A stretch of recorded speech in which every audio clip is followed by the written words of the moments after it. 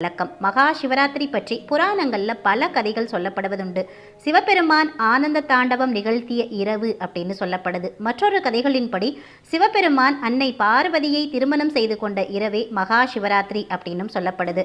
மகா சிவராத்திரி அன்னைக்கு சிவபெருமானையும் பார்வதி தேவியையும் பக்தியோட விரதமிருந்து வழிபட்டா நன்மைகள் அதிகரிக்கும், விருப்பங்கள் நிறைவேறும், குடும்ப வாழ்க்கை சிறக்கும், துன்பங்கள் கஷ்டங்களிலிருந்து விடுதலை கிடைக்கும் அப்படின்றது நம்பிக்கை. 2026ஆம் ஆண்டுக்கான மகா சிவராத்திரி தினம் பிப்ரவரி 15ஆம் தேதி ஞாயிற்றுக்கிழமை அன்னைக்கு வருது அப்படின்னு நம்ம சொன்னோம். ஆனால் பொதுவாக திதி தொடக்கம் அப்படின்றது அந்த நாளோட சூரிய உதயத்திலிருந்து தான் நாம் கணக்கீடு பண்ணணும். அப்படி பார்த்தோன்னா நமக்கு சதுர்த்தசி திதியானது சூரிய உதயத்தில் என்னைக்கு தொடங்கும் அப்படின்னு பார்த்தீங்கன்னா பிப்ரவரி 16ஆம் தேதியில தான் தொடங்கும். இருந்தாலும் அந்த திதியானது பிப்ரவரி 16ஆம் தேதி அன்று மாலை முடிவடைகிறதுனால நாம் பிப்ரவரி 15ஆம் தேதியை தான் மகா சிவராத்திரி விழாவாக எடுத்துக்கணும்.